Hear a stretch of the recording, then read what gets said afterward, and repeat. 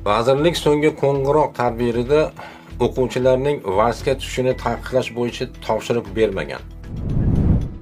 Ijtimoiy tarmoqlarning rus segmentida Maktabgacha va Maktab ta'limi vazirligi tarafidan so'nggi qo'ng'iroq tadbirlarida valsga tushish taqiqlanganligi haqida xabarlar tarqalgan edi.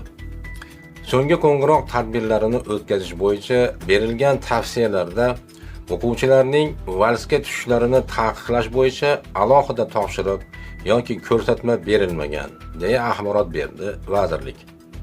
Shuningdek, agar o'quvchilar vals tushish masalasida taqiqqa uchrasa, hukumat idorasining ishonch telefoniga qo'ng'iroq qilishlari mumkinligini eslatgan. Lekin ota-onalar tomonidan farzandlarining valsga tushishlariga qarshiliklar bo'lib, maktab ma'muriyatlariga e'tirozlar bildirilmoqda.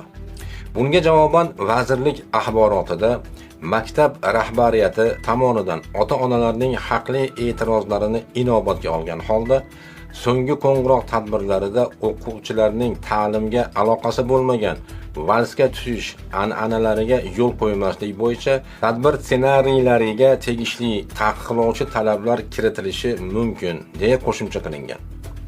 Darhaqiqat, so'nggi qo'ng'iroq tadbirlarida o'g'il-qiz o'quvchilar juft bo'lib valsga tushish an'anaga aylandi.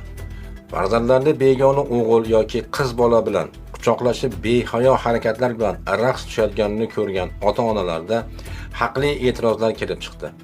Vals 18-asrda Avstriya qishloqlarida paydo bo'lib, xalq raqsi sifatida tanilgan. Uni avstriyalik kompozitorlar opera va ballarga kiritish orqali ommalashtirilgan.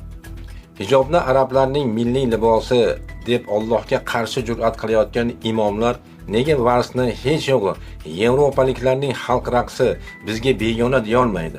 Axir vals kabi behayo raqslar farzandlarimizning pokiza tabiatini buzmaydimi? Aslida janlanishi zarurat bo'lmagan o'rinlarda erkak ayol janlanishiga Alloh ruxsat bermaydi. Maktab shunday o'rinlardan hisoblanadi. Lekin g'arbning buzuq ta'lim programmasi tufayli o'g'il-qizlarimiz aralash o'qimoqda. Bu holat darsdan chalg'itishga, o'quvchilar o'rtasida homiladorlik holatlari tobora ko'payib borayotganiga, yigit yo qiz talashib ommaviy janjallarga sabab bo'lganiga hech kimga sir emas. Qachonki Roshid xalifalik tiklanib, islomiy ta'lim dasturi tatbiq qilinmas ekan, ta'lim sohasidagi bunday muammolar hech qachon hal bo'lmay qolaveradi.